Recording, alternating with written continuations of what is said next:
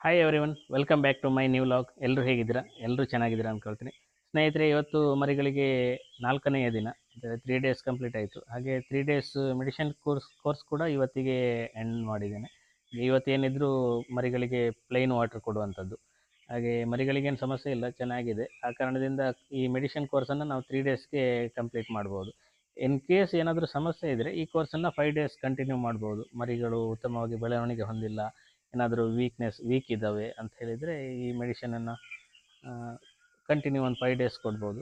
ಕಾರಣದಿಂದ ಇಲ್ಲಿ ಮರಿಗಳಿಗೆ ಏನು ಸಮಸ್ಯೆ ಇಲ್ಲ. ಆ ಕಾರಣದಿಂದ ಈ 3 ಡೇಸ್ಗೆ ಕಂಪ್ಲೀಟ್ ಮಾಡಿಬಿಟ್ಟು ಇನ್ನೇನಾದರೂ ಸಮಸ್ಯೆ ಬಂದರೆ ಸೆಕೆಂಡ್ ವೀಕಲ್ಲಿ ನೋಡಿಕೊಂಡು ಮೆಡಿಷನನ್ನು ಸ್ಟಾರ್ಟ್ ಮಾಡ್ಬೋದು. ಹಾಗೆ ಆ್ಯಂಟಿಬಯೋಟಿಕ್ ಅಂತೂ ಸ್ಕಿಪ್ ಮಾಡಿದ್ದೇನೆ.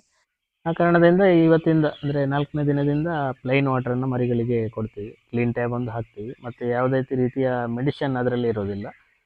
ಹಾಗೆ ಈ ನೀರನ್ನು ಇಡುವಾಗ 4ನೇ ದಿನಕ್ಕೆ ನಾವು ಇದು ಮ್ಯಾನ್ಯುವಲ್ ಡ್ರಿಂಕರದ ಸ್ಟ್ಯಾಂಡ್ ಇದೆಯಲ್ಲ, ಅದನ್ನು ಲೋವರ್ ಹೈಟಲ್ಲಿ ಇರ್ತದೆ, ಅದನ್ನು ಉಲ್ಟಾ ಮಾಡಿ ಹೈಟನ್ನು ಜಾಸ್ತಿ ಮಾಡಿ ಇಡ್ಬೋದು. ಇದರಿಂದ ಮರಿಗಳು ಭತ್ತದ ಹೊಟ್ಟಾಗಲಿ ಯಾವುದೇ ಕಸ ಅದರ ಡ್ರಿಂಕರಿಗೆ ಬೀಳದ ಹಾಗೆ ಕ್ಲೀನಾಗಿರ್ತದೆ.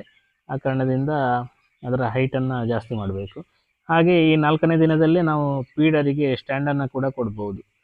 ಈ ಫೀಡರಿಗಾಗಲಿ ಡ್ರಿಂಕರಿಗಾಗಲಿ ಸ್ಟ್ಯಾಂಡ್ ಕೊಟ್ಟಿಲ್ಲ ಅಂತೇಳಿದರೆ ಅಲ್ಲಿ ಫೀಡರ್ ಒಳಗಡೆ ಭತ್ತದ ಹೊಟ್ಟನ್ನು ಹಾಕ್ತದೆ. ಹಾಗೆ ಡ್ರಿಂಕರಿಗೂ ಕೂಡ ಭತ್ತದ ಹೊಟ್ಟು ಈ ಥರ ಕಸವನ್ನು ಬೀಳ್ತದೆ.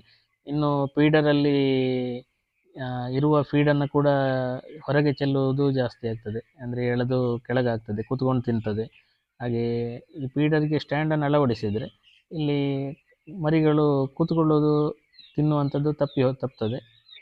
ಹಾಗೆ ಇದು ಬೇಸಿಗೆ ಆಗಿರೋದ್ರಿಂದ ಈ ಭತ್ತದ ಹೊಟ್ಟಿನ ಬೆಡ್ ಕೂಡ ಏನೂ ಗಟ್ಟಿಯಾಗಿರೋದಿಲ್ಲ. ಯಾಕೆಂತೇಳಿದರೆ ಡ್ರೈ ಸ್ಥಿತಿಯಲ್ಲೇ ಇರ್ತದೆ. ಅಂದರೆ ತುಂಬ ಬಿಸಿಲಿರೋದ್ರಿಂದ ಯಾವುದೇ ನೀರಿನ ಅಂಶ ಇದ್ದರೂ ಕೂಡ ಆವಿಯಾಗಿ ಡ್ರೈ ಆಗಿ ಹೋಗ್ತದೆ. ಆ ಕಾರಣದಿಂದ ಬೆಡ್ಡನ್ನು ರ್ಯಾಕಿಂಗ್ ಮಾಡಬೇಕಾದಂಥ ಸಮಸ್ಯೆ ಇಲ್ಲ, ಬಿಡ್ಬೋದು. ಬೇಕಾದರೆ ವಾರಕ್ಕೆ ಒಮ್ಮೆ ಬೇಕಾದರೆ ರ್ಯಾಕಿಂಗನ್ನು ಮಾಡ್ಕೊಳ್ಬೋದು ಮರಿ ಇದ್ದಾಗ.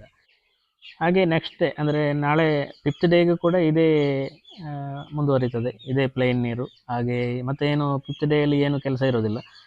ಕರ್ಟೈನ್ ಕ್ಲೋಸ್ ಮಾಡೋದು, ಕರ್ಟೈನ್ ಓಪನ್ ಮಾಡೋದು, ಬೆಳಿಗ್ಗೆ ಬ್ರೂಡ್ರನ್ನು ಆಫ್ ಮಾಡೋದು, ಸಂಜೆ ಬ್ರೂಡ್ರನ್ನು ಹಾಕುವಂಥದ್ದು, ಇಷ್ಟೇ ಕೆಲಸ ಇರ್ತಕ್ಕಂಥದ್ದು. ಇದಿಷ್ಟು 4th ಡೇ ಇದು. ನಾಳೆ ಕೂಡ ಸೇಮ್ ಪ್ರೊಸೀಜರ್ ಇರ್ತದೆ. ಅಂದರೆ ಹೇಳಿದರೆ ನೀರಿಡುವಂಥದ್ದು, ಹಾಗೆ ಕರ್ಟೈನ್ ಕ್ಲೋಸಿಂಗು, ಕರ್ಟೈನ್ ಓಪನ್ ಮಾಡುವಂಥದ್ದು, ಬ್ರೂಡಿಂಗ್ ಹಾಕುವಂಥದ್ದು, ಬ್ರೂಡನ್ನು ಆನ್ ಮಾಡೋದು, ಬ್ರೂಡರ್ ಆಫ್ ಮಾಡೋದು, ಇಷ್ಟೇ ಕೆಲಸ ಇರ್ತದೆ. ಹಾಗೆ ಇನ್ನೇನು ಜಾಸ್ತಿ ಕೆಲಸ ಇರುವುದಿಲ್ಲ. ಹಾಗೆ ಸೇಮ್ ಪ್ರೊಸೀಜರ್ 4th ಡೇಯಲ್ಲಿ ಏನು ಮಾಡಿದ್ದೇವೆ 5th ಡೇಯಲ್ಲಿ ಕೂಡ ಅದೇ ಇರ್ತದೆ.